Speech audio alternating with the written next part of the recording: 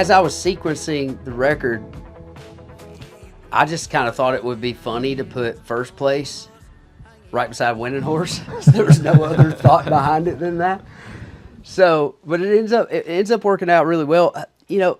There's a 3-song segment here in the record that kind of captures how I felt just being a little frustrated with the way things work out sometimes in the industry. And it was First Place, Winning Horse, and Fan on High, and First Place to me was like, the part of me that knows that I'm giving my best to what I do, and I know the people around me are like putting their heart and soul into it, but we're just not getting the results, that we would like to see out of it. And then you get to Winning Horse, which was also inspired by another meeting with John at the label where, we were just kind of not matching up on what we seen with the music. And I still felt very passionately about this music and felt like there was something here that could have a commercial life. And we were just still kind of butting heads at the time.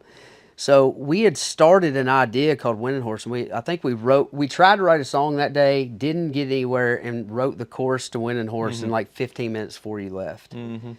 And just so happened I ended up back with you guys right after this second meeting at the label, and Winning Horse turned into this. To me, it was like I wanted to write this song and send it to John, just being like, hey, this is how much I believe in myself and what I'm doing right now. I just wish you could see that, and just let off the reins a little bit and let me run. And, I'll give it a good college try, and if it don't work out, it won't be for lack of trying or lack of running the race, But obviously writing a song to the dude at the record label is going to be hard to translate to relatability. So it ended up becoming a really cool love song, I feel like. It's an angst for love, and like you said, like all the people that support you, it's like when I think about the song, it's for my family. It's like, you believe in me, I'm really going to put in 110%. Yeah. All underdogs in this business. You feel like that at some point, and sometimes for a lot of years, you feel like an underdog. And you got a wife back home believing in you. You got Brooke and Mandy and me with Tina Marie. I mean, we're lucky guys. Yeah, I remember vividly during all that time, my wife was having a lot of trouble. Like, also, it's hard for them to understand. My wife's not an artist, so I think it's hard for her to put herself in my shoes. And like, she believes in me, but she also believes that the label, the management, the booking agency, all these people are there to do a job, and that you should, just take their lead sometimes. And there were times where we would get into it, because she was like, well, why can't you just do what they want you to do here? Obviously she's, she's a stay-at-home mom and everything. And my success is her success. My sex success is her success. No. But my success is her success, and I know it's important to her for me to do well, and I love that about her. But we were butting heads also because I just felt like I was headed in the right direction creatively that I wanted to be headed in. And so when we finished that song, I sent it to her with just one change. So lean in close and hold on tight. Let's take this love to the finish line. That's how we end up.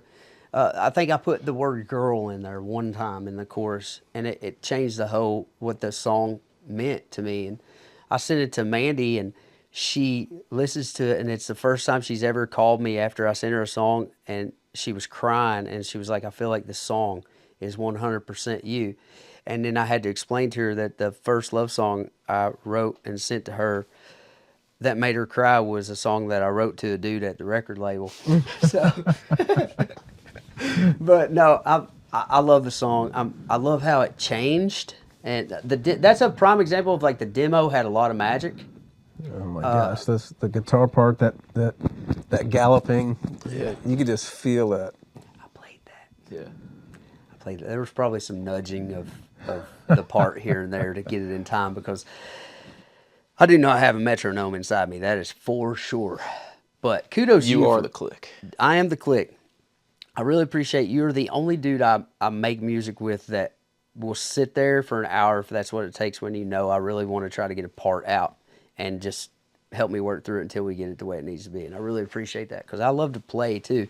And I hear the parts. Sometimes I can't play them at all. Sometimes I can, and we just got to do 100 takes on it to get it right. But I feel like that song, you know, that song kind of touches on the pop influence a little bit for me, which is something I don't really go towards very often, but there's definitely a little bit of with that Gordon Mote piano part. Oh yeah. Gives it a little bit of a Coldplay thing. Was it the guitar part that inspired that originally? Like how did that come about? I know we talked about... No, it's just the piano's based off the chorus melody, right? So did Gordon play that or did you play it?